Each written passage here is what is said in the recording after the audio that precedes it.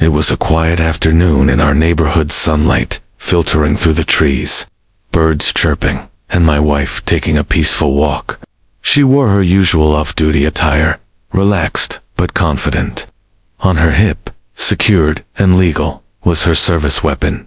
She's a federal officer, trained and authorized to carry it even off-duty. But peace doesn't last long when Karen from the HOA is around. From across the street, Karen spotted my wife.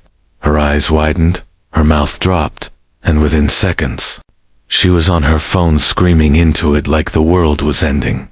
"There's a woman with a gun," she shrieked. "She's threatening the neighborhood." My wife didn't even notice the commotion at first. She was just walking, calm, composed. But Karen's panic was contagious. Neighbors peeked out of windows.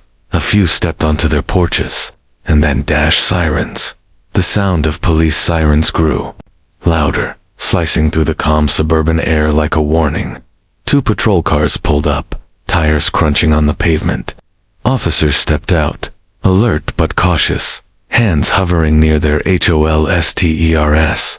Karen was already halfway down the sidewalk, waving her arms like she was directing traffic. "That's her," she shouted, pointing at my wife. "She has a gun. Arrest her before she hurts someone." My wife didn't flinch. Years of training had taught her how to handle panic, especially unjustified panic. She stood still, hands visible, expression steady. One officer approached slowly, his voice firm but professional. "Ma'am, we got a call. Can I see your identification, please?" Without hesitation, my wife reached into her pocket and handed over her badge. The officer studied it for a moment. His eyebrows lifted. His stance shifted from cautious to respectful. Karen blinked, confused. "Well, aren't you going to cuff her?" The officer looked at Karen, then back at my wife and gave a sharp salute. The patrol car screeched to a halt, lights flashing, tires skidding.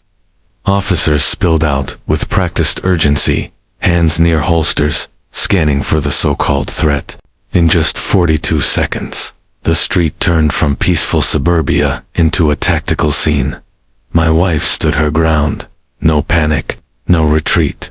With calm precision, she slowly reached into her back pocket and pulled out her badge. Federal agent, cleared, authorized, trained. The nearest officer took a look. His eyes shifted from alert to confusion, then respect. A beat passed. He stepped back, stood straight and saluted. The others followed. One by one, weapons were holstered, voices lowered. Karen, still watching from behind a bush, looked like she'd seen a ghost. Her crusade had turned into a ceremony. For a few long seconds, the neighborhood fell into stunned silence. Karen, who had stirred this entire drama, didn't say a word. She stood frozen, clutching her phone like it was a shield, watching her accusation melt away in front of her.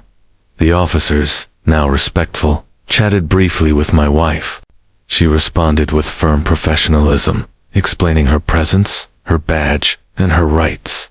No defensiveness, just facts. And then one of them turned toward Karen. "Ma'am," he said sharply, "you just reported a federal officer for simply existing."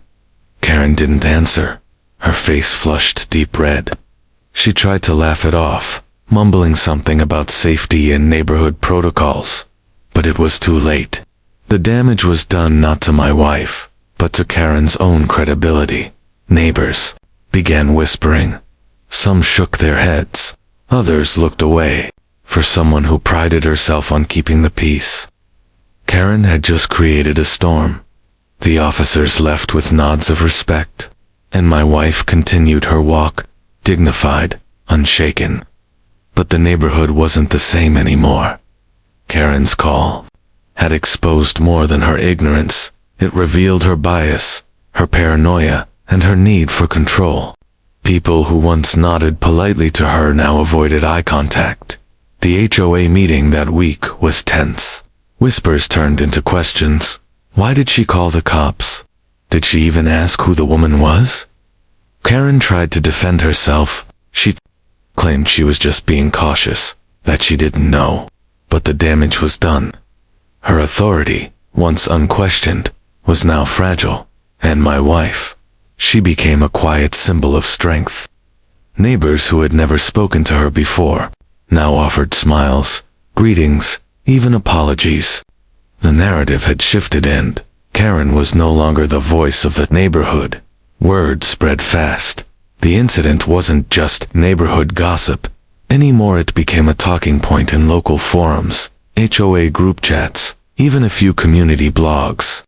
People debated Karen's actions, questioned the boundaries of authority, and discussed the rights of federal officers off duty. Some defended Karen, saying she acted out of fear. Others condemned her, calling it a reckless abuse of emergency services. But one thing was clear, the story had struck a nerve. My wife, meanwhile, remained composed. She didn't post about it. She didn't retaliate. Her silence spoke louder than any comment thread. And that silence earned her even more respect. Karen, on the other hand, found herself increasingly isolated. Her usual allies in the HOA were quiet. Her influence waned, and for the first time, she realized maybe she wasn't the voice of the neighborhood anymore. Days passed, but the incident lingered like smoke after a fire. Karen's frantic call had become the talk of the neighborhood, not in admiration, but in disbelief. People replayed the scene in their minds. The sirens, the salute, the silence that followed. Some neighbors began sharing their own stories, times when Karen had overstepped, made assumptions, stirred drama. Her image as the protector of the HOA was unraveling. What once felt like authority now looked like obsession. Meanwhile, my wife remained composed. She didn't seek revenge or confrontation. Her quiet strength spoke louder than any argument. She continued her walks, her presence now met with nods of respect instead of suspicion. Karen, however, found herself increasingly isolated. The same people who once backed her now kept their distance. Her power had come from fear, but fear had turned into embarrassment. Karen had always thrived on control HOA rules, lawn inspections, noise complaints. She believed she was the guardian of order. But after the incident, her grip began to slip. Emails she sent to the HOA board went unanswered. Her suggestions were quietly ignored. Even her closest allies, the ones who once nodded along, started keeping their distance. She tried to reclaim her image, posted on the neighborhood forum about safety concerns and protocols, but the responses were cold. Some were blunt. One neighbor wrote, "You didn't protect us. You embarrassed us." Karen's world, once neatly arranged, was unraveling, and, the worst part, she knew it. Every glance from a neighbor, every whisper behind her back, it chipped away at the illusion she'd built. Meanwhile, my wife carried on. Calm, professional, unbothered. Her strength wasn't loud, it was steady. And that steadiness made Karen's chaos look even louder. Karen sat alone on her porch that evening, watching the sun dip behind the rooftops. The same street she once ruled now felt unfamiliar, quieter, colder. Every passing neighbor who didn't wave, every child who didn't stop to chat, it all echoed louder than words. She replayed the moment in her mind, the sirens, the officers, the salute. It wasn't just a mistake, it was a public unraveling. And for the first time, Karen questioned herself. Was it fear? Was it pride? Or was it something deeper, an unwillingness to accept that someone else could hold authority without her permission? Inside her home, the HOA handbook sat untouched. Her inbox, once flooded with neighborhood concerns, was silent. And in that silence, Karen faced something she hadn't in years: reflection. Meanwhile, my wife remained a quiet force. She didn't gloat. She didn't retaliate. She simply lived with dignity, strength, and a badge that spoke louder than Karen's accusations ever could. Days passed, but the memory lingered. Karen tried to reclaim her narrative: subtle comments at HOA meetings, passive-aggressive posts online. But they fell flat. The community had seen the truth, and no amount of spin could erase the image of officers saluting my wife. Meanwhile, my wife remained unchanged. She didn't seek validation. She didn't chase applause. Her strength wasn't loud, it was quiet, steady, and undeniable. She walked the same path again one afternoon, same badge, same calm. And this time, neighbors waved. One even said, "Thank you for your service." Karen watched from her window, her face unreadable. The woman she tried to shame had become a symbol of grace, and Karen, she was just a shadow. Behind the glass. Karen used to be everywhere, leading committees, organizing events, sending out newsletters. But now, her name was met with silence. The HOA board quietly reassigned her duties. Her inbox, once overflowing with praise and complaints, was eerily quiet. She tried to host a neighborhood gathering. Only 3 people showed up, and 2 left early. Meanwhile, my wife continued to walk the neighborhood with quiet confidence. She didn't change her routine. She didn't seek revenge. Her presence alone was enough to shift the atmosphere. Neighbors who once feared Karen's scrutiny now felt empowered. They spoke freely, questioned rules, and supported each other. The community had changed. Karen was no longer its center. She watched from her porch, sipping lukewarm coffee, as the world moved on without her. Karen's world had grown silent, not the peaceful kind, but the kind that echoes with regret. Her porch, once a hub of gossip and control, now felt like a stage with no audience. She watched the neighborhood evolve without her. Kids played freely. Neighbors chatted without fear of scrutiny. The HOA meetings were more collaborative, less tense. The air felt lighter.